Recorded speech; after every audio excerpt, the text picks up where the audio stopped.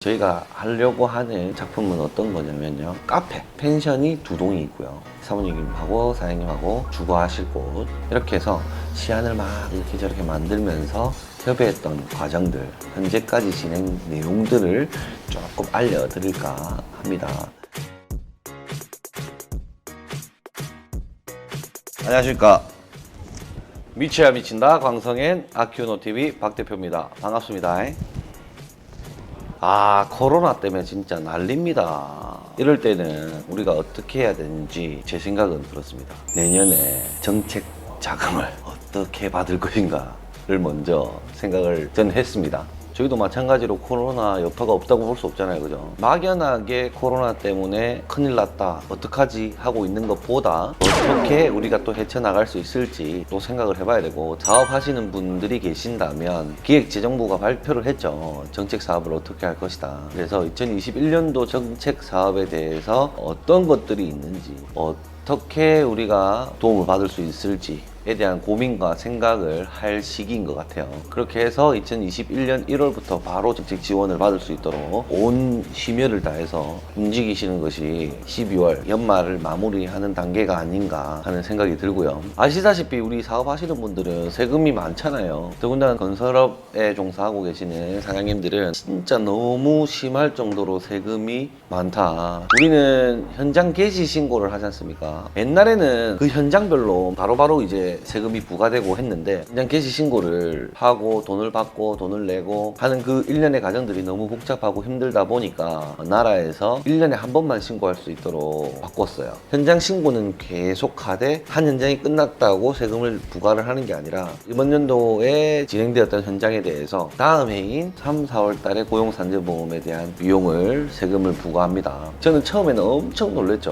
와, 이거 뭐 큰일 났다, 누가 가르쳐 주질 않았으니까 힘들게 세금을 냈던 기억이 있습니다. 그래서 우리가 항상 내년에 세금 낼 돈들은 아끼고 모아두고 해야 세금 낼 시기에 납부를 할 수 있다라는 것을 미리 알려드리고요. 오늘은 또 프로젝트 소개를 해드리도록 할 건데요, 건축주분이 광성엔 아큐노TV의 애청자분이십니다. 지금도 댓글 달면은 제가 다 체크를 하고 보고 있긴 한데, 처음에는 이제 저희한테 문의가 오셨죠. 한번 만나 뵙고 싶다, 그래서 현장에 대한 내용을 한번 나누고 싶다. 어디 계시냐고 여쭤보니까 강원도 태백에 계시더라고요. 연락은 7월 25일쯤 왔던 것 같고, 30일쯤에 우리 사모님 댁에서 만났어요. 그때가 어떨 때냐면요, 태풍이 와갖고요, 물이 범람을 하고요, 산에 산사태가 나고요, 그럴 때입니다. 그 시기가 진짜 죽을 고비를 몇 번 넘겼어. 앞이 안 보여가지고 갑자기 가는데 흙팍 돌팍 나와있고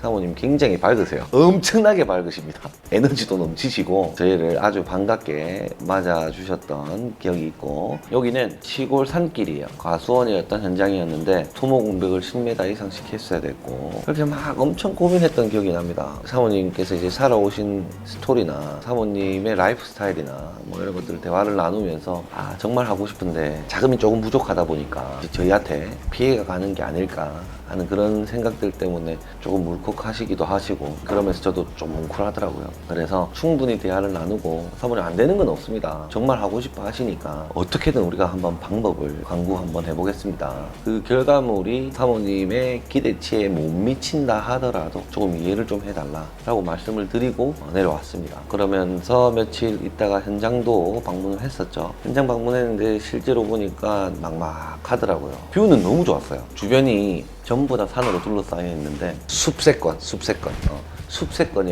숲에 쫙 쌓여가지고 저 멀리서 이제 해가 쫙 질 때쯤 이리 갔는데, 해가 쫙 지는데 그 노을이 싹그 빛이 이러면서 이제 알겠죠, 뭔지. 금액이 작았기 때문에 철골 구조로 꼭 추천을 드렸고, 또 이게 막상 현장에 가보니 철골 자재들을 운반할 때 굉장히 힘들 것 같더라고요. 큰 크레인들이 왔다 갔다 하기에는 다소 불편함이 있는 곳인 것 같다라는 생각이 들었어요. 그래서 계획을 막 바꿨죠, 콘크리트로. 거기에 이제 저희가 하려고 하는 작품은 어떤 거냐면요, 카페, 펜션이 두 동이 있고요, 사모님하고 사장님하고 주거하실 곳, 이렇게 해서 시안을 막 이렇게 저렇게 만들면서 협의했던 과정들, 현재까지 진행 내용들을 조금 알려드릴까 합니다. 이 내용들 속에서는 저희가 막 많이 드리고 이런 컨텐츠는 아니기 때문에 엄청난 큰 도움이 안 될 수도 있어요. 다만 어떤 과정들을 통해서 이렇게 그림을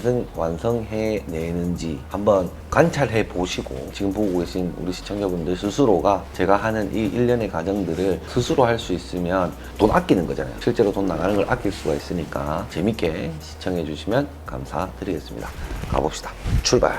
여기 7월 30일 면담일지를 보면요, 건축 허가 유무 해가지고 건축 허가는 되어 있지 않음이라고 되어 있고요, 건폐율은 40%, 영정률은 100% 되어 있고요, 계획 관리 지역에서 휴게 음식점 제한에 걸릴 수도 있음. 그래서 이런 부분은 법률 검토를 해봐야 될 것이다. 그때 당시에 우리 건축주분께서 이 땅을 100% 구매를 하진 않았던 걸로 제가 기억을 하는데, 일단 이게 우리가 공사가 되는지 안 되는지 확인하고 나서 구매를 하시는 게 좋지 않냐 하는 말씀을 드렸던 것 같긴 해요. 결국 구입하셨고, 그래서 처음에 미팅할 때 집 한 채 1층, 2층, 2층처럼 보이는 1층이어야 된답니다. 누가 봐도 저건 2층이다 라고 할 수 있는 집을 한 채 지어 주시기를 원하셨고, 민박을 2채 정도 앉혔으면 좋겠다 하고요. 이것을 포함해서 300캡의 농어촌법과 관련이 되도록 2층으로 설계되면 좋겠습니다 라고 말씀을 해 주셨습니다. 근린생활시설을 1층과 2층에 넣을 예정인데요, 1층은 초밥집, 2층은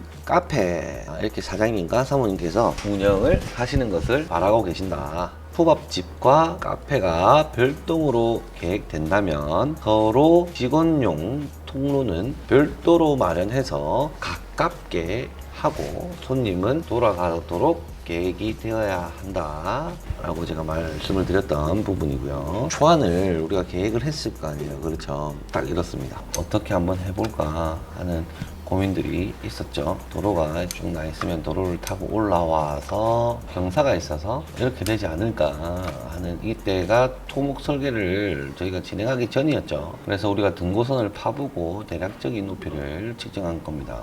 펜션 2동을 하고 카페를 하고 그 위에 단독주택을 할까? 계획안 1번. 두 번째는 1층을 이렇게 하고 2층 카페를 별도로 한다 라는 계획안을 잡았습니다. 자, 여기 보시면 여기 1층 내부가 아니에요. 여기가 옹벽이거든요. 왜냐면 여기 옹벽이 없으면 흙이 쏟아져 흘러서 내리겠죠. 그래서 옹벽으로 흙을 막았습니다. 흙막이 구조물입니다. 3번, 우리가 비용을 좀 아껴야 되니까 이런 식으로 보강토를 해서 하면 어떻겠습니까 하고도 말씀드렸고, 이렇게 집을 이렇게 조금씩 묻혔어요. 이렇게 여기는 펜션이 되고요, 여기는 요 앞에서 수영을 하시고 물에 들어갈 수 있도록 이쪽을 우리가 꾸밀 생각이고요. 계단을 타고 올라와서 단독주택으로 들어갈 수 있게 하고, 여기는 카페로 운영을 해서 카페에서 이 카페 데크도 쓰고 하는 게 어떤 게 좋을까 고민을 했습니다. 근데 저는 이거를 안 된다고 했어요. 안 돼, 이거는 이쁘지 않아. 이거하고 이거 2개 고민을 했죠. 이렇게 돼 있는 건 별로 나는 싫다. 탈락이 됐죠. 이걸로 하기로 결정이 됐죠. 근데 보강토 이게 너무 보기 싫은 거예요. 제가 건물이 작품성이 많이 떨어질 것 같다, 이 보강토 때문에. 이렇게 계획을 하고 건축주분하고도 협의를 했죠. 이렇게 하면 좋을 것 같습니다 라고 말씀을 드렸고, 거기에 대한 피드백도 주거니 받거니 했습니다. 그러면서 건축주분께서 우리에게 요청한 사안이 있어요. 자, 민박집은 4인실 현관문 열었을 때 젊은 여성들이 좋아할 분위기로 해줬으면 좋겠다. 여기 흙 보이죠? 이게 중요합니다. 흙해야 됩니다. 사진을 찍고 싶은 뷰 맛집이 되었으면 좋겠습니다 라고 요청을 하셨고요. 데크에는 료칸 구조의 료칸 구조가 발음이 안 됩니까? 저는 갑자기 료칸 구조가 있었으면 좋겠다. 야외 노천욕을 즐길 수 있는 공간 꼭 부탁드려요. 데크에는 바베큐를 즐길 수 있는 공간을 부탁드립니다. 이렇게 적혀 있죠. 테이블형 전기 바베큐 이렇게 가로해가지고 집어주셨네요. 그리고 여기 르메르 펜션 한번 살펴봐 주세요 라고 되어 있어요. 저는 안 살펴봤습니다. 살펴보면 감을 잃죠. 백지 상태가 안 됩니다. 농어촌 민박으로 영업을 계획합니다 라고 되어 있습니다. 여기 카페에 대한 분이에요. 여기도 사모님께서 뷰 맛집이 되고 싶답니다. 뷰 맛집. 인스타에 올리고 싶은 카페가 되고 화장실도 예쁘게 화장실 앞 세면대에 분리를 해라는데 대부분의 건축주분들은 건축 전문가가 아니기 때문에 도면을 어떻게 그리고 읽는지 잘 모르시죠. 그래 예제를 하나 그려주셨어요. 뭐 이렇게 성심성의껏 이렇게 예쁘게 그림을 그려주셨는데 예입니다. 더 이쁘게 해주실 거죠? 이렇게 이렇게 올려주셨어요. 대표님께서 태백 저희 집 방문하셨을 때 보여주셨던 야외 공간 부탁드려요 라고 되어 있네요. 추후 카페 옆 초밥집 계획 중입니다. 이렇게 보내주셨고 집에 대한 내용이네요. 집. 현관에 신발장이 있었으면 좋겠다. 잡동사니 보관하고 싶어요. 여기 팬트리라 그러죠. 팬트리 공간이 넓었으면 좋겠다. 현관이 답답하고 좁게 느껴지지 않았으면 좋겠어요. 말투에 엄청 배려가 느껴지지 않습니까? 중문 설치해 주세요도 아니고 중문 설치하면 따뜻할 것 같아요. 따뜻하게 해드리겠습니다. 화장실 줄눈에 대한 세밀한 디테일도 말씀을 해주셨는데 타일과 어울려야겠지만 금색 아니면 은색이면 좋을 것 같다. 친구 집에서 봤는데 곰팡이도 안 피고 고급져 보이는 복층에 카페 또는 민박집 비품들 보관하고 싶어요. 2층 같이 보여야 된다고 말씀을 하셨지 않습니까? 그 2층 다락방 정도의 집기들, 비품들을 보관을 하고 싶다고 말씀을 하셨는데 저희가 린넨실을 어디에 숨겨서 만들어 드릴 겁니다. 린넨실을 숨겨서 만들어 드릴 거기 때문에 크게 쓸 일이 있을까 하는 그런 생각이 좀 들고요. 이 안의 아래에 도자기 공방과 아원 공간으로 만들어 주실 수 있으세요? 이렇게 이게 이 안인데 요 밑에 공방을 할 수 있겠냐 하는 내용이었어요. 그래서 구태여 거기 들어가야 되겠느냐, 거기는 전면이다. 그래서 다른데 어떻게 방법을 한번 찾아봅시다 라고 말씀드렸고요. 태양광 설치 고민 중입니다. 전기 용량은 어떻게 해야 하는지 2021년 5월 중순경 입주를 희망합니다. 근데 여기 지금 설계가 좀 사실 좀 어려웠어요. 많이 어려워가지고 한정적인 금액에서 우리가 공사를 해야 되기 때문에 고민을 많이 할 수밖에 없었어요. 어떻게 하면 이 공간을 살릴 수 있을지, 그리고 건축주하고도 소통하는 시간도 필요했었고요. 그리고 집, 카페, 민박 2층으로 보이는 형태를 원합니다. 누가 봐도 2층으로 여기 딱 적혀있죠. 이걸 굉장히 강조하십니다. 이 면담을 하고요. 한번 우리 사무실에 한번 내려오셨거든요. 금액을 맞추려고 하니까 너무 힘듭니다. 근데 이제 점점 더 요구사항은 많아지고 계시고 이거를 하기 위해서 뭐 하나를 빼야 된다. 건축 전문가가 아니기 때문에 하나 바꾸는데 뭐 그래 또 비싸져요 라고 말씀을 하실 수 있죠. 근데 이제 예를 들면 밑에 이게 보강토로 돼 있잖아요. 보강토로 안 하고 공벽으로 하면 당연히 비싸지겠죠. 이걸 안 하면 되잖아요. 흘러내리게 해놓으면 되잖아요 라고 말씀을 하시는데 비가 와서 이 밑에 있는 흙이 후루룩 쓸리 내려가면 이 집 어떡할 겁니까? 그러면 정확하고 안전하게 건물을 지어야 되기 때문에 이거 제가 설명을 다 드렸는데 여기 보시면 여기가 집이고 이 옆에가 카페가 들어설 거고 이 밑에가 민박이에요. 이 테라스 아깝지 않느냐, 이 건물을 조금 올려서 카페 손님들이나 기타 여러분들이 공유하는 것이 어떻겠냐 라고 제가 제안을 했어요. 괜찮다, 그렇게 하면 되지 라고 말씀을 하셨습니다. 그래서 여기 이제 계단을 좀 만들고 사람이 이렇게 올라가겠죠. 이렇게 돌아서서 여기 사람이 있고요. 한 칸, 두 칸, 세 칸 내려와서 여기 또 사람이 있는 이런 구조로 하고 2층이 이 모양은 조금 이상하지 않습니까? 그래서 이건 그냥 박봉으로 가는 게 어떨 것 같냐 라고 말씀을 드렸어요. 여기는 박봉으로 가고 건물을 짓는 게 좋을 것 같다라고 말씀을 드렸습니다. 그 내용을 토대로 3D를 뽑았는데 너무 이게 일이 커져 버리죠. 점점 생각보다 너무 비싼 싸게 나와버렸어 이게. 내 바람대로 하다 보니까. 왜냐면 저도 이뻤으면 좋겠으니까요. 제가 만든 새끼들은. 아무튼 너무 이쁘게 빠져서 일단 좋긴 한데 우리 스타일 알죠? 보여주고 이쁘지만 포기할 건 포기하자. 이거는 인정이 된다고, 건축주분도. 근데 이게 보여주지도 않고 비싸게 나올 것 같습니다, 안 됩니다, 이렇게 하면은 신뢰가 안 가죠. 사모님하고 저하고 생각했던 부분들을 조합을 하니까 이렇게 이쁘게 집이 빠지는데, 조금만 조율할 건 조율해서 뺄 부분은 뺍시다 우리 사모님, 이렇게 말씀 한번 드리려고요. 이렇게 해서 계단을 쭉 올라갑니다. 이 사이로 사람이 지나간다. 테라스를 즐기는 겁니다. 마운틴 뷰죠. 자, 이렇게 해서 건축물이 민박, 주택, 카페 이렇게 집이 나눠지게 된 겁니다. 2차 계획 도면을 보시면요, 여기 벽이 세웠죠. 왜 벽을 세웠냐면 입구에서 이게 들어가는 게 민망해 보일 수도 있고, 입구는 조금 가려주는 것이 항상 좋다라는 생각을 저는 하고 있기 때문에 입구를 가리는 걸로 계획을 했고요. 순수하게 질 수 있는 방이 있고요. 그리고 욕실이 있는데, 제 생각이 욕실과 방의 경계를 허물고 싶다는 생각을 저는 하고 있습니다.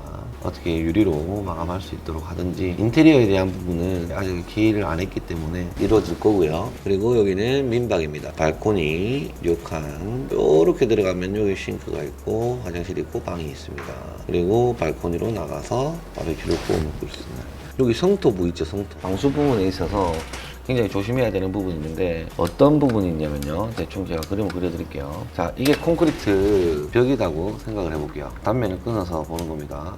그다음에 이 콘크리트가 위로 쭉 올라가겠죠. 여기 이제 우리가 석고 붙이고 석고 투표를 치고 이게 석고가 되고요. 이게 콘크리트라고 가정을 했다면 이렇게 벽체가 쓴단 말이에요. 근데 여기 뒤에 이만큼 예를 들어서 흙이 이렇게 묻힌단 말이에요.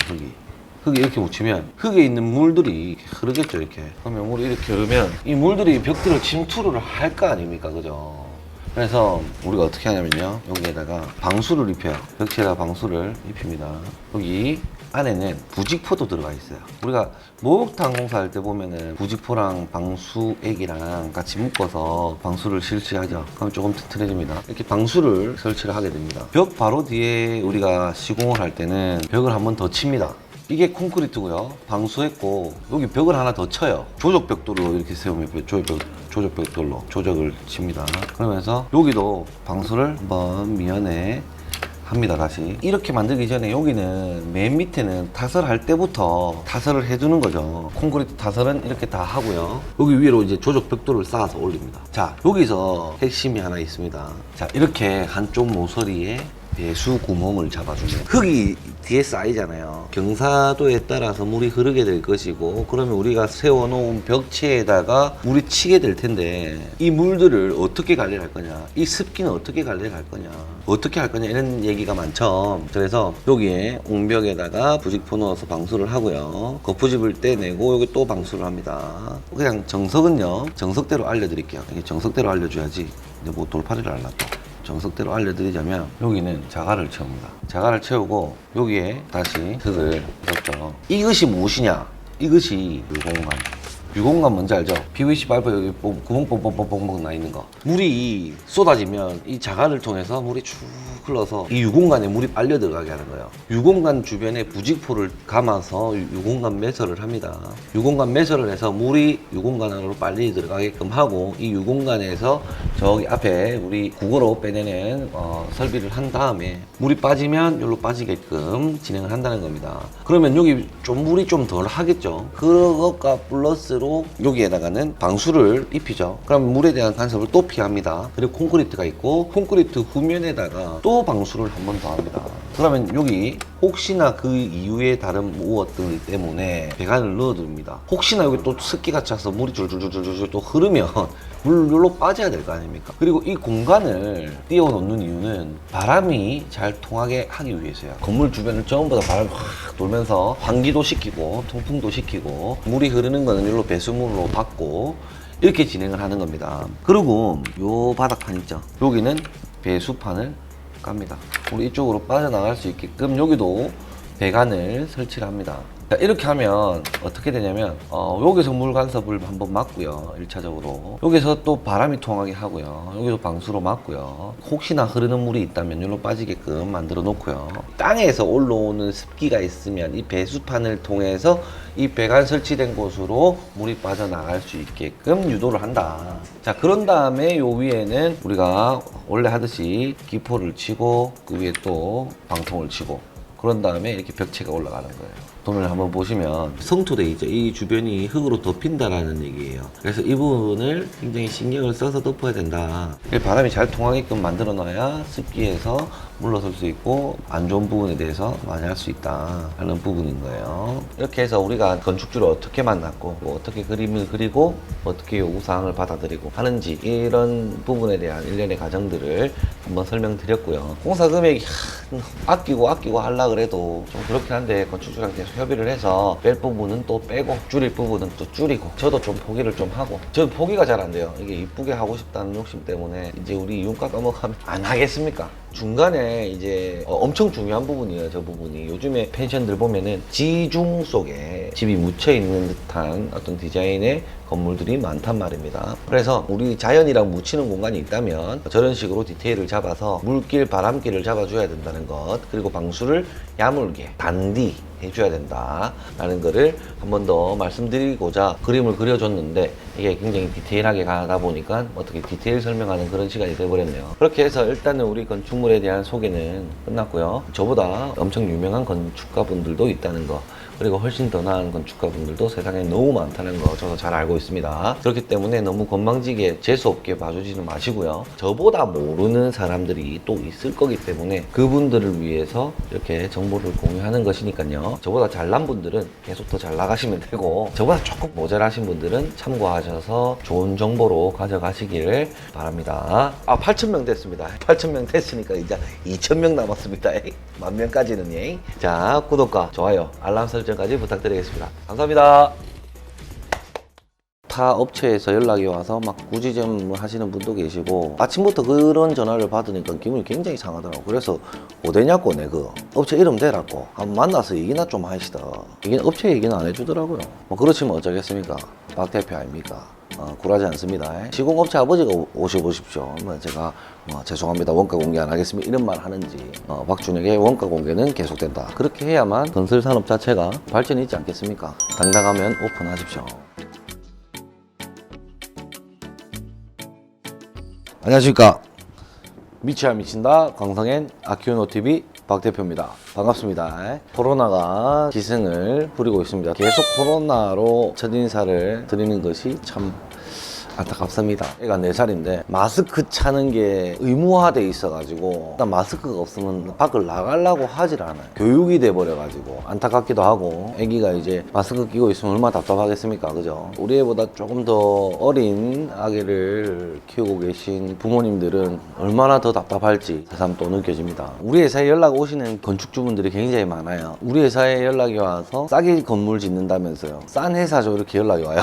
절대 그런 거 아닙니다. 우리 회사가 저렴한 회사다 이런 거는 평가 절하받는 거는 굉장히 불쾌합니다. 저희는 그만한 이윤을 얻어냅니다. 그 이윤을 주지 않으면 공사 못 한다고 정확하게 얘기합니다. 물량 산출해서 견적서를 만들어서 이렇게 원가를 공개를 하는 이유는 우리 회사가 쌉니다, 우리 회사가 싸니까 이 금액에 하세요, 이게 아니라 보내드리는 모든 견적서에는 이윤이 배제되어 있는 사항입니다. 이윤이 배제되어 있는 사항이고 이 건물을 짓는 데 들어가는 진짜 원가가 얼마인지 궁금한 고객님들이 있을 것이고 본인의 집을 짓는데 내 집이 총 얼마가 들어가는지 원가가 얼마가 들어가는지는 알아야 될 권한과 의무가 있다라고 판단을 했기 때문에 그래서 알려드리는 것이지, 그렇다고 해서 우리 이윤 안 받겠다 이런 것도 아닙니다. 저희 이윤은 빵빵하게 받습니다. 대신에 원가 안에는 거품을 넣지 않겠다라는 게 제 목표고 제 마인드입니다. 제 철학이고. 근데 혹자들은 이렇게 얘기하시는 분들이 있습니다. 시중에 나와 있는 평단가는 똑같은데 왜 너희 회사는 이윤이 이렇게 많냐? 그걸 보고 저희를 좀 이용해 먹는 건축주분들도 계십니다.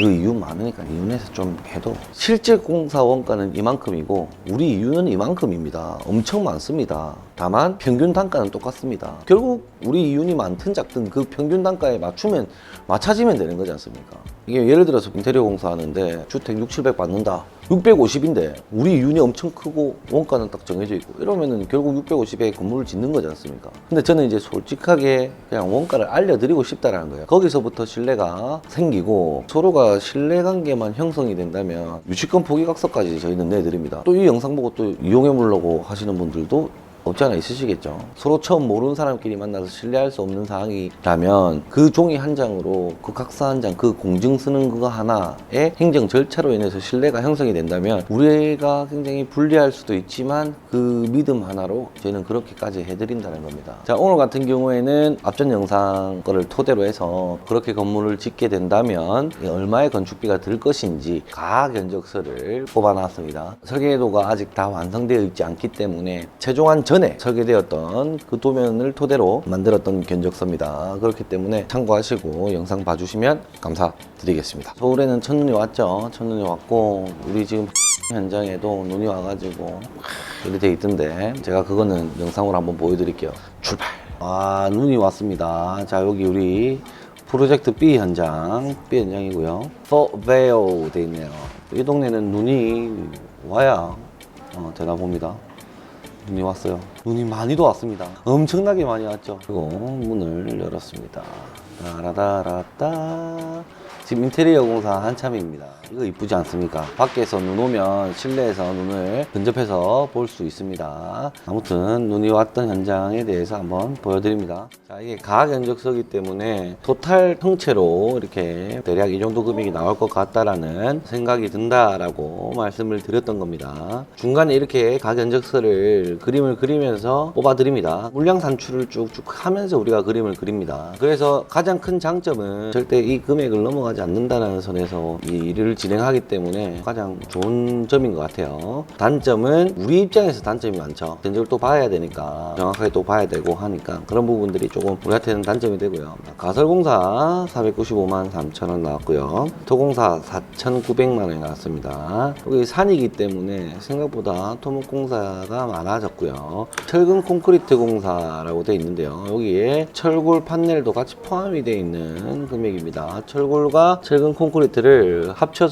공사를 하겠다라는 내용이고요. 조적공사, 창호 유리공사, 그리고 미장, 도장, 수장, 방수, 잡철 공사, 외부 마감 공사, 위생도기, 전력 간선 및 전열 통신 공사에 대한 금액이 정해져 있습니다. 평수가 74평인데 엄청 공사비를 좀 타이트하게 잡은 현장입니다. 왜냐면 어떠한 한정 금액을 초과하면 안 됐기 때문에 그 금액을 넘지 않는 선에서 우리가 디자인을 해야 된다 라는 게 머리에 박혀 있어가지고 어렵게 지금 공사를 하는 입장이에요. 이 금액을 넘지 않게끔 공사를 해야 된다라는 게 우리의 목표이고 건축주의 목표입니다. 그러면서 조금씩 아마 변경될 거라는 그런 생각을 합니다. 아마 철근 콘크리트 철골 공사에서 철골 구조가 들어가는 부분들이 조금 늘 것 같고 땅이 생각보다 원체 커요. 도로를 만들어야 되는 그런 상황들이기 때문에 이게 건물에 투자하는 비용보다 부대 공사 비용이 너무 많이 들어간다라는 생각이 들어서 조금 많이 아쉬웠습니다.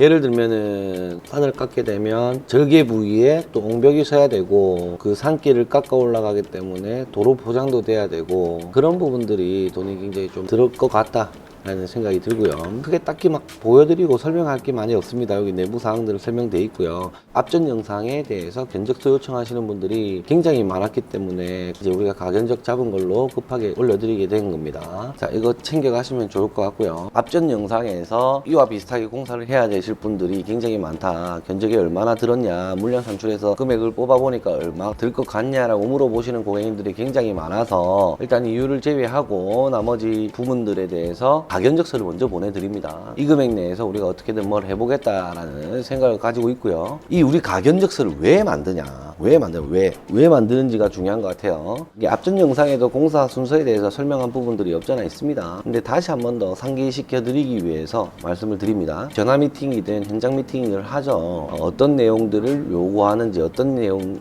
건물을 짓고자 하는지에 대한 미팅을 최초하고요. 토지를 매입하기 전이라면 토지 매입 전 단계부터 이 땅을 살려고 하는데 이 땅이 법률적으로 문제가 없는지, 내가 이 땅에 어떻게 집을 지을 수가 있는지 법률적인 검토부터 시작을 해서 토지 매입을 하고 사례 조사를 좀 해서 이런 건물과 저런 건물 중 어떤 것들이 이쁘냐, 또는 찾아본 건물들, 이쁜 건물들이 어떤 것들이 있느냐, 이 의견을 조율하면서 커넥팅하고, 우리가 해주는 공사의 범위가 주택의 경우에는 아파트에 첫 입주를 딱 했을 때 그 모습대로는 해드립니다. 거기 TV 없죠, 그 소파 없죠, 그리고 에어컨은 선택사항이죠. 딱 그 모습처럼 해드립니다. 카페 같은 경우는 직기 에어컨을 제외한 나머지 부분들을 해드립니다. 다만 조경이 필요한 부분은 협의해서 조경을 할 수 있도록 합시다 까지 우리 공사 범위입니다. 설정을 해드리고, 그 공사 범위 마지막까지 하는 데 있어서 예산을 얼마를 잡고 계시는지 여쭤봅니다. 그리고 그 예산을 받아서 도면을 그리기 전에 설계 계약을 하게 됩니다. 그 공사 규모에 따라서 설계비도 천차만별이 되겠죠. 작품성에 대한 요소에 대한 금액도 측정이 되고요. 인테리어 도면까지 저희가 다 칩니다. 외부 마감은 이렇게 마감 이쁘게 해놓고 안에 엉망으로 해놓으면 안 되지 않습니까? 그래서 안팎의 조화를 이룰 수 있도록 인테리어까지 디자인을 저희가 합니다. 건축 디자인에 대한 도면과 인테리어 디자인에 대한 설계 도면을 다 한 번에 치기 때문에 도면의 분량도 제법 두껍고요. 설계 비용도 조금 높습니다.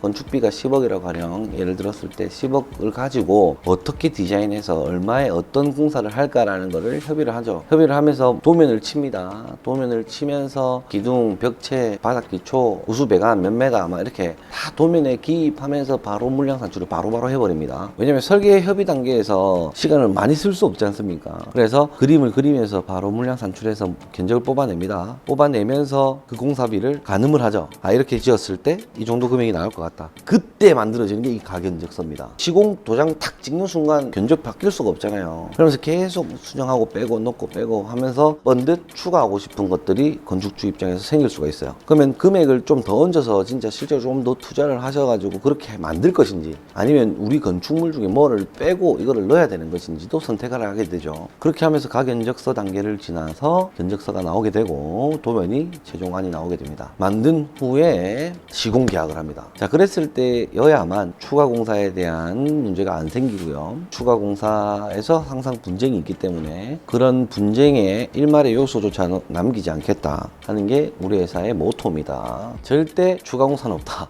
그렇게 하면서 이제 인테리어는 대략적인 금액을 포지션을 맞춰 놓습니다. 1억이면 2억, 2억이면 2억, 3억이면 3억 정도를 인테리어로 쓰겠다. 1억 썼을 때는 어떻게 되겠다라는지, 그리고 이 3억 썼을 때 어떻게 되고 2억 썼을 때 어떻게 되겠다. 건축주분한테 보여드리고, 구체적인 협의는 골조 공사가 마무리되기 직전, 그리고 인테리어 공사가 시작되기 한 달 반 전쯤에 바로 협의를 시작합니다. 공사를 하는데 3개월이 걸릴 수도 있고 5개월이 걸릴 수도 있습니다. 처음에는 5개월 전에는 나 이게 너무 마음에 들었는데 5개월 지나다 보니까 이게 너무 촌스러운 거예요. 이게. 그래서 이거 바꾸고 대신 이거 해도, 이거 빼고 저거 해도, 에이 저거 뺐다가 이걸 넣으면 되지. 100만원짜리를 어떻게 150만원짜리로 바꾸라 하노. 100만원짜리를 80만원으로 바꾸고 20만원 이해라 이 말이다. 내 말은 그거 안 합니다. 그게 내 돈이 아닙니다. 결국 현장에 빨리 들어가는 돈이기 때문에. 그래서 이런 부분들도 한 번 더 우리 애청자분들도 한 번 더 되새기시고, 이렇게 하는 방식도 괜찮다라고 그 동네 시공사분한테도 얘기해도 됩니다. 그렇게 하면서 건설산업 자체가 많이 바뀌겠죠. 좋게. 아주 클린합니다. 이게 시공사도 건축주랑 안 싸워야 돈 버는 거고, 건축주도 시공사랑 다툼이 없어야 돈 버는 거고, 병원비가 더 깨집니다. 스트레스 받아가지고.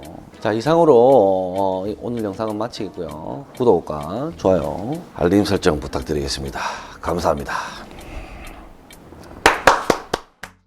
여기가 지금 봉화군 춘향면에 있는 대정연가라는 카페입니다. 민박이에요. 공사 금액을 측정하기 전에 앞전에 이제 이런 가견적을 저희가 내가지고 드렸단 말이에요. 가견적을 내가지고 드렸는데 이게 맞지가 않더라. 이때 이후로 제가 가견적서를 안 드립니다. 그래서 진행을 한 결과가 이제 이윤이 있기 때문에 이윤으로 사실 공사를 다 했다 보면 돼요.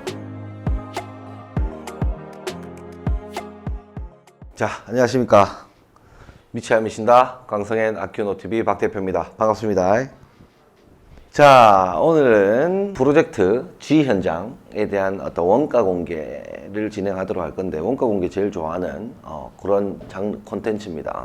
그 원가 공개에 앞서 가지고 우리 지금 브랜딩 기획 관련해 가지고 조금 한번 말씀을 드릴게요. 7월 19일 화요일 오늘까지 지금 현재 이 시간까지 지원하신 분은 한 48분 정도 되는 것 같고, 48분 중에는 그말로 아예 해당 사항이 없이 그냥 그냥 지원하신 분들도 있어요. 이게 행사를 하고 기획을 하니까 한번 나도 해봐야지 하고 호기심 반, 진심 반으로 그냥 지원하신 분들도 있어 보입니다. 근데도 이제 48분 중에 재미로 그냥 하신 분도 계시지만 진심으로 이제 하고 싶어 하시는 분들도 있을 거 아니에요. 그죠? 한 10명에서 15명 정도를 서류 검토해서 추릴 예정이에요. 왜냐면 세 팀이다 보니까 이걸 다 소화해낼 수가 없는 상황이라서 이걸 어떻게 대처를 할까 하는 생각을 좀 하고 있어요. 이 팀을 꾸려야 되는 건가 아니면은 뭐 3팀을 꾸려야 되는 건가. 근데 또 이제 우리 회사 차원에서 한 팀당 운영되는 경비가 있을 거 아닙니까? 한 팀당 운영되는 경비가 뭐 예컨대 뭐 올해 한 1,000만 원 나간다라고 봤을 때 이렇게 세 팀까지 꾸리면 올해 3,000만 원 나가는데 그러면 조금 신중하게 인재를 채용하고 좀 해야 되는데 우리 사투리로 무작배기로 그냥 팀만 꾸린다 해가지고 그 사업이 잘 될 보장이 물론 열심히 하면 잘 되겠지만 제일 중요한 건 제가 몸이 한계이기 때문에 이렇게 다 컨트롤이 다 안 될 수도 있다. 그래서 일단은 최초 계획대로 세 팀만 모집해서 일단 먼저 선진행을 해보는 걸로 계획을 잡고는 있습니다. 자, 이 영상이 올라가는 그날 오늘까지 접수는 마감을 할 거예요. 그래서 이렇게 추려내서 15분 정도를 서류를 검토해 통과를 시키고 나머지 분들은 메일로 죄송합니다. 뭐 다음 기회를 이용해 주시면 감사하겠습니다. 뭐 라든지 그렇게 이제 보낼 예정이고 머지않아서 기획을 한 번 더 해봐야 될 것 같긴 해요. 이번 기회에 합격하지 못하신 분들은 다음번에 지원할 때는 우대사항으로 가져가는 걸로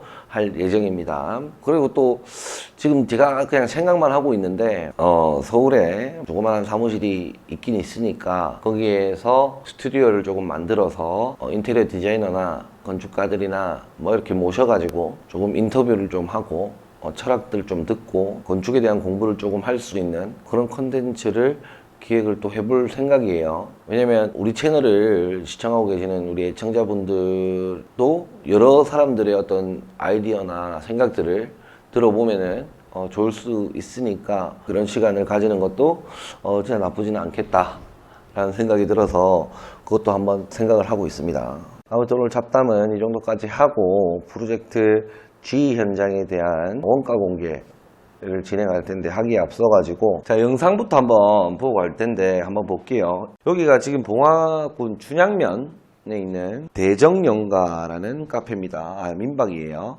봉화가 어디냐면 춘향이 나오고 이몽룡 나오고 하는 그 근방이거든요. 여기 춘향면입니다. 또 춘향면 산 중턱에 이렇게 자리를 잡았습니다. 유로폼 노출 콘크리트 마감이고 카페가 있고 민박이 여기 아래쪽 민박이 2동 정도 있습니다. 그리고 주거지가 한 군데 있어요. 퇴직하시고 귀농하시면서 이 좋은 자리에 손님들을 좀 받아서 현대 시대가 엄청 복잡하네요. 현 사회가. 그래서 좀 복잡한 감정을 조금 억누르고 사회에서 얻었던 그런 스트레스들을 여기서 조금 해소하고 갔으면 싶다 하는 생각에 민박 2동을 넣고 싶다 하셔가지고 민박 2동을 넣었습니다. 보시면 여기 굉장히 조용하고 물소리랑 새소리 자연환경이 굉장히 좋습니다. 여기 산 보이시죠? 청첩산 중에 이런 공간들이 자리를 잡고 있어요. 사진 한번 보도록 할게요. 자, 여기 보면은 사람 동선이 이렇게 올라오죠. 이렇게. 그래서 이쪽 이렇게 걸어갈 수 있게끔 동선이 되어 있고 민박 동선은 이 동선이에요. 이렇게 들어가는 동선이고 주거지는 이렇게 돌아가서 이렇게 들어갑니다. 그리고 카페는 이렇게 들어와요. 앞에는 전체적으로 잔디가 되어 있고 이 전부 다 우리 건축주님의 부지입니다. 이렇게. 그래서 잔디를 다 깔았죠. 이렇게. 여기는 둘레길처럼 형성되어 있습니다. 이 현장 디테일을 잡을 때 굉장히 중요하게 생각했던 거는 손님 동선과 주인 세대의 동선을 겹치지 않게 하고 싶다. 그런 생각들을 굉장히 많이 했고 사람이 여기 이렇게 쓰잖아요. 사람이 쓰면은 이렇게 사람이 볼 수 있지 않을까. 프라이빗하지 못한 이런 공간이 형성되지 않을까 하는 생각도 있겠지만 이거 다 고려해서 볼 수가 없는 구조예요. 프라이빗하게 만들어진 공간이기 때문에 어떤 시야나 뭐 어떤 누구의 간섭이나 제약 없이 민박을 즐길 수 있고, 그리고 야외탕도 있어가지고 거기서 노천도 즐길 수 있게끔 마련되어 있는데, 또 이제 노천이라는 거는 외부잖아요. 외부에서 이제 사람들이 나를 지켜볼 수도 있는 그런 불안감이 없어야 되는 프라이빗한 공간이 있어야 되는데, 그런 공간으로 형성시키기 위해서 주위 세대가 포기한 게 많죠. 가장 좋은 공간, 가장 편안한 공간, 가장 좋은 뷰를 가진 공간들은 손님 동선으로 싹 빼고, 우리 클라이언트는 좀 한정적으로 손님들을 위해서 조금 배려해서 포기한 부분들도 많다라는 거예요. 처음에 연배에서 단면을 자르면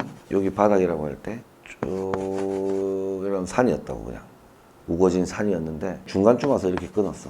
중간쯤 와가지고 끊어서 집을 올렸습니다. 등고선을 보면은 그 산 높은 한 3분의 2 자락에 있어요. 차량도 올라갈 수 있게끔 되어 있어서 좀 협소하긴 해도 올라가면 좀 편안함을 느낄 수 있는 그런 공간이다 라고 볼 수 있습니다. 자, 이 벽체는 오리지널 콘크리트는 아니다. 이게 전부 오리지널 유로폼 노출 콘크리트가 아니에요. 외장재를 입힌 곳입니다. 외장재를 입혀가지고 옆에랑 똑같이 최대한 맞추기 위해서. 근데 요거는 실제 옹벽이에요. 이것도 실제 옹벽. 이거는 판넬. 공사 금액을 맞추기 위해서 중복합 구조로 했어요. 왜냐면 철근 콘크리트로 전부 다 하기에는 금액이 너무 많이 들어가지고 우리 예산에 맞춰서 공사를 하기 위해서 철근 콘크리트하고 판넬하고 철골 파트하고 같이 이제 섞어서 공사를 했단 말이에요. 근데 이제 여기서 제일 어려웠던 거는 철근 콘크리트하고 철골하고의 마감을 어떻게 가장 흡사하게 빼나갈 것인지가 굉장히 중요했던 부분이었고, 이 부분은 철근 콘크리트거든요. 요 안에 있는 구조까지 전부 다. 이 부분은 또 패널이에요. 그리고 여기도 패널이고. 가장 주의해야 될 점은 여기 이렇게 만나는 부분 있죠. 이렇게 만나는 부분에서 이제 어떻게 철근 콘크리트하고 판넬 외장재하고 최대한 결합시킬 수 있을까 하는 부분하고, 재료가 다른 소재끼리 만나는 부분 있죠. 다른 소재끼리. 예를 들어서 이게 철근 콘크리트예요. 여기 위에 패널 외장재가 이렇게 붙고 단열재가 붙고 패널이 붙고 여기 금속이 이렇게 붙으면 제일 위험한 부분이 이 부분. 이 부분이 누수가 있을 확률이 있고, 그리고 크랙. 사실은 크랙이 아니죠. 재료가 달라지니까 재료 분리 현상이에요. 재료 분리 현상인데 사람 눈으로 봤을 때는 크랙이 간 것처럼 보여요. 금이 간 것처럼. 그래서 이런 부분을 조금 최대한 신경을 많이 써야 됐고, 우리가 알고 있었던 부분이었고 주의를 하면서 했음에도 불구하고 이런 조금의 어떤 크랙이 조금 있는 곳이 몇 군데 있더라고요. 그래서 이런 부분들은 보수를 통해서 마무리를 했던 그런 현장입니다. 여기도 좀 나오죠. 조금 디테일하게 좀 가까이 찍은 게 보면은 이건 다 콘크리트예요. 이거는 패널이에요. 그래서 아까 말씀드렸던 부분이 이런 부분, 만나는 부분에서 약간 크랙이 있을 수 있고 누수가 있을 수 있다. 그래서 이런 부분에 대한 시공 디테일이 필요하다. 다른 재료들끼리 붙는 그런 자리는 항상 다 조심을 해요. 벽체도 벽체지만 인테리어 들어갔을 때도 마찬가지예요. 거실은 마루인데 화장실은 타일이야. 그럼 이 높낮이를 체크를 잘해야 되잖아. 이게 화장실 같은 경우에는 방수층도 있고 보일러도 깔리고 그 위에 또 물 설치고 그 위에 타일 깔고, 그러니까 이게 굉장히 두꺼워진단 말이에요. 방은 뭡니까? 방수층은 따로 없죠. 그러니까 이게 높이 차이가 이리 있단 말이지. 이 높이 차이를 제일 생각을 많이 해야 되고, 바닥은 타일인데 벽은 수성 페인트다 하면은 또 재료가 이렇게 달라지는 이런 부분들은, 옛날에는 체리 몰딩 해가지고 몰딩을 돌렸잖아. 요즘에는 은각으로 해서 재료 분리를 좀 해주잖아요. 익스테리어나 인테리어나 전부 다 재료와 재료끼리 만나는 그런 부분들을 항상 중요시 여겨야 되고, 또는 외부 같은 경우에는 물때 자국, 이게 전부 다 난간들이 어떻게 형성이 돼 있는지, 그리고 물턱이 어떻게 형성돼 있는지에 따라서 막 흘러내리는 것들이니까 이런 부분들을 참 주의하시고 공사를 하면 좋을 것 같다.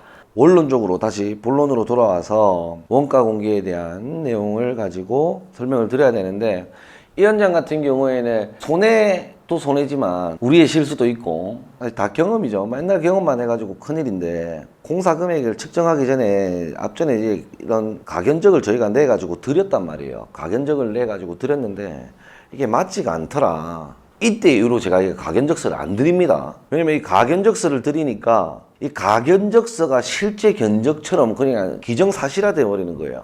물론 우리 클라이언트가 그랬다는 건 아니고 그냥 얘기만 듣고 천만다면 얘기만 듣고 견적서를 잡아 드리는 건데 이게 의미가 없다는 거지. 이게 정확하게 협의를 하고 견적서를 내야만 본 견적이 되는 거잖아. 근데 가견적을 내다 보니까 이게 추가금으로 이게 이상하게 돼 버리는 거지. 기분만 상하게 되고 왜 이렇게 얘기했다가 저렇게 얘기를 하냐 이런 말이 서로 이상한 일이 될 수가 있어서 이때 이후로 제가 이 가견적서를 작성을 안 합니다. 그래서 지금 이 현장 같은 경우에는 클라이언트랑 견적서를 가지고 계약했던 내용은 업로드가 안 됐어요. 이때 당시에. 그래서 지금 얘기를 정확하게 하자 보면 4억 2,100만 원에 우리가 계약을 했습니다. 4억 2,100만 원을 계약을 했는데 각 종목별로 수익을 얻은 게 없어요. 왜냐면 지금 보면은 가설공사에 1,900만 원이었는데 3,000만 원 나오고, 토공사에 300만 원 잡혀 있는데 3,000만 원 나오고, 콘크리트 7,300이었는데 1억 6천 나오고, 철골 1,800만 원에서 8,000만 원 나오고, 막 이렇게 크게 의미가 없거든요. 이게 견적이 조금 흩어져 있기도 하고, 지금 원가가 너무 많이 올라가지고 원가 상승분도 있기도 하고.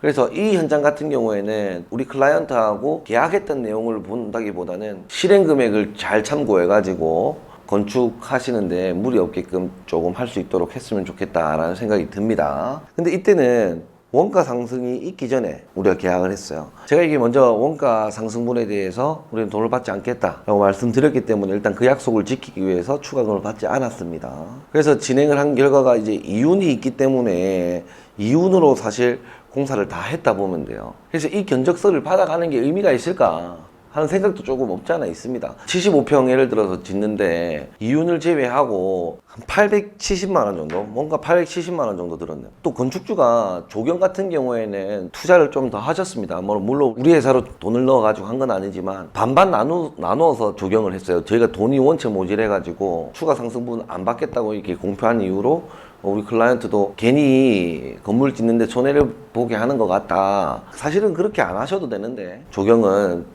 좀 나눠서 같이 하자 뭐 이런 얘기도 같이 하고 막 좋게 결론은 다 행복하게 모두가 행복하게 끝나긴 했지만 견적 금액이 이만큼 오버가 됐다라는 거는 이게 내가 말씀드리는 것보다 실제로 파일을 보면서 하는 게 좋을 것 같다는 생각이 들어요. 견적 금액은 원가가 상승하기 전에 어떤 견적들이고 실행 금액은 원가 상승 이후에 일어나는 금액들이니까 실행 금액만 조금 보고 참고하시면 될 것 같고, 원본 파일을 보면은 뒤에 뭐 어디에 얼마 썼다 이런 것까지 좀 상세하게 나와 있으니까 그거 보시고 참고하시면 좋을 것 같다라는 생각이 듭니다. 이때 당시에 계약했던 모든 현장이 뼈가 아파요, 사실. 그 이후에는 제가 원가 상승분을 정확하게 책정해가지고 견적에 반영을 했기 때문에 관계는 없었는데 이때 공사했던 게 사실 조금 많이 힘들었어요. 근데 이제 그때 당시에 계약했던 모든 현장들이 얼추 다 끝났기 때문에 마음은 편해졌어. 뭔가 지금부터 다시 돈 벌자 하는 그런 생각이 많이 들고 있는 시점입니다. 근데 다 돌아오지 않겠습니까? 돌아오리라 저는 믿습니다. 사실 직원들한테 욕도 많이 먹었죠. 이사님들한테 욕도 많이 먹고. 그게 뭐냐면 원가가 자체가 상승된 거면 당연하게 원가 상승분에 대해서 건축주한테 얘기를 해서 그 금액만큼 받는 게 맞다. 땅을 파서 장사를 하냐. 근데 이제 제가 유튜브에 대고 원가 상승분은 받지 않겠다라고 공표도 했었고, 이 말을 좀 번복하기도 싫었고, 그만 하자. 조금 덜 벌면 되지. 열심히 해 다시 또 벌면 되잖아 했는데 사실 생각보다 힘들었어. 이게 단순하게 몇 개월에 끝나는 상황이 아니라 1년 동안 해야 되는 거야. 1년 동안 돈을 못 벌 거라고 보고 가는 게 굉장히 힘들더라고. 마음으로. 결정은 쉽게 했지만 인내하는 그 기간이 굉장히 길었다. 근데 지금은 조금 홀가분합니다. 다 끝났습니다. 이제 그 부분을 클라이언트들도 인정을 해주고 알아주시니까 기분도 좋고 보람은 있습니다. 다만 포켓에 돈이 별로 없다라는 거 그런 거 말고는 다 마음하고 이런 거 다 좋다 생각하고 이거 다 경험이라 생각을 하고 다음번에는 절대 원가 상승분을 받지 않겠다 이런 얘기를 하지 않겠다고 다짐을 하면서 무조건 받아야 됩니다. 원가 상승분은 받아야 돼. 다음부터는 안 받는다 이런 얘기 안 할 겁니다. 이런 것도 다 사람이 다 마음이 뿌듯해지고 봉사활동 느낌도 많이 들고, 근데 뭐 클라이언트 입장에서 봉사활동 했다 하면은 기분 나쁠 수는 있지만 또 우리 회사 입장에서 봤을 때는 비용이 많이 들어갔어요. 일단 프로젝트 지휘 현장 말고도 이윤 크게 없이 막 했던 현장들이 많습니다. 이유 없이 했던 현장들이 지금 마감이 다 되어가고 있으니까 그런 현장들이 조금 더 올라올 거라고 저는 보여지고, 그 현장 설명할 때도 똑같은 얘기 하겠죠. 그래서 오늘 프로젝트 G 현장 원가 공개는 이것으로 마치도록 하고, 브랜드 기획 같은 경우에는 앞에 도중에 말씀드렸던 것처럼 다음 주 금요일날 발표가 있을 예정이고, 그 이후에 몇 기를 더 한다는 거는 차후에 또 공지를 하도록 그렇게 하겠습니다. 이상으로 이번 영상 마치도록 하고요. 구독과 좋아요, 알람 설정까지 부탁드리겠습니다. 감사합니다.